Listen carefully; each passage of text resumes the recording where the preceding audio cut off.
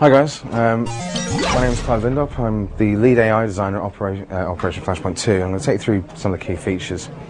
Stylistically, we have a much more mature audience than we had in 2001. Guys now see war, every evening on TV. So we've had to adopt something that's much more a documentary, war reportage style, so that we could sort of bring in the gritty realism we want to deliver to the audience. Very much experiencing war from the ground up. Now, the setting of the game itself is a place called Skira Island. It's north of Japan, and it's part of a chain of islands called the Sakhalin Islands. Now, it's one of those crossroad places in history. It used to belong to China, then it was taken over by Japan, and then at the end of World War II, liberated by the Soviet Union, who kind of forgot to give it back. And this would have not meant a lot. It would have been a real backwater of history, except very recently it's been discovered that there's a huge untapped natural resource of petroleum and gas underneath it, one of the largest in the world. And now everybody's really interested.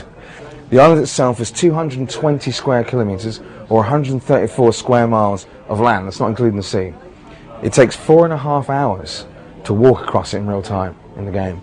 About 2 hours driving in a reasonably fast Jeep, or in the fastest aircraft, 20 minutes to fly. We sent our photographers and our researchers actually out to the island chain to gather reference to make sure that we create an environment which is as believable as possible. This is our in-game assets without the shaders running. We want to show you the density of content versus the original game. There's much more cover, there's much more a believable environment to exist in, especially the natural environment. In addition, what we're seeing here is a Russian farmstead. Nothing's been designed by mission designers or level designers. These are all real places on the island. And the reason for that is we really wanted the player to feel not only as the place was real, but we weren't funneling the player into certain tactical choices or decisions. It's a completely open environment and it's a real place. So you fight the way you need to fight. And there's a real infantry commander would in that environment. Now, a £2,000 bomb makes an enormous amount of mess out of buildings and things like that. So we have a building destruction system, multi-stage, multi-sectioned. But also all the objects in the environment are damageable, and some have multiple damage states. One of the things we wanted to do with that was that this is all persistent. So throughout the entire mission and through the entire campaign, if it's blown up, it stays blown up. And the reason for that is we really want to show the attrition that modern warfare and all that firepower has on an environment. Now, in the original game, the soldiers are a bit clone-like. And we've really pushed hard to do as many unique characters as we can, more than we really need, because we really want you to feel that there's an identity there for every soldier you're talking to. And from a gameplay point of view, it makes it a lot easier to command somebody if you recognise them. This is one of our in-game heads, so it's a high lodge you'd see at about 10 feet when you're talking to a guy. And we really want to put personality into these guys so you could feel you had a relationship with them. Of course, motion capture was done using military professional special forces guys, but the amount of motion capture is a whole other thing. We've got specific sequences for mounting particular vehicles, interacting with all the objects in the terrain, and also with all the weapon systems. There are no magic pockets in this game. You have to carry it, you have to assemble it, and as it's really assembled, switch it on, mount it on your shoulder, and go through the firing sequence.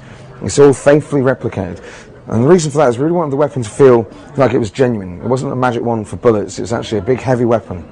So obviously we were talking about all the research the guys have done and collected, and we put that into the fidelity of our simulation and all the different weapon systems.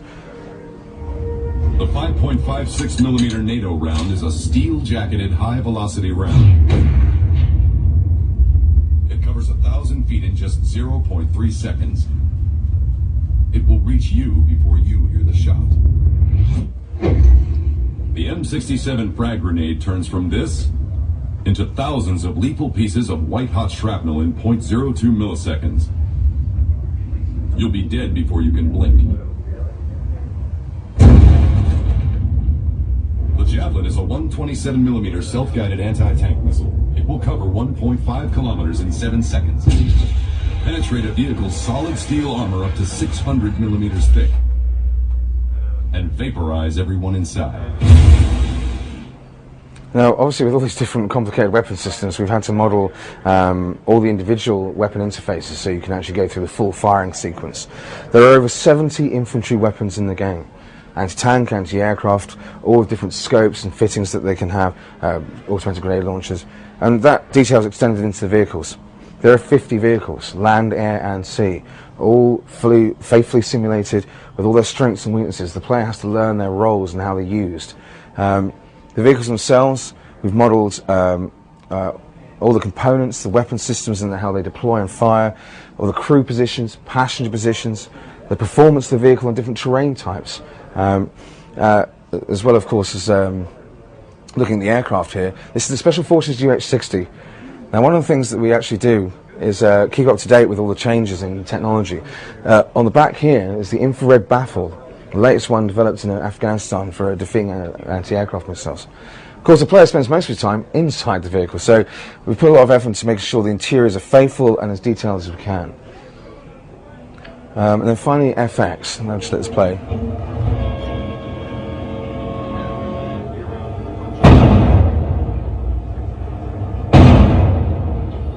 Okay, we're going to slow this down. This is what we call our multi-stage FX system, which allows us to model over milliseconds this particular detonation or usage of a particular munition. As you can see, with all the different types of vehicle, I think the player can really look forward to seeing some cool toys.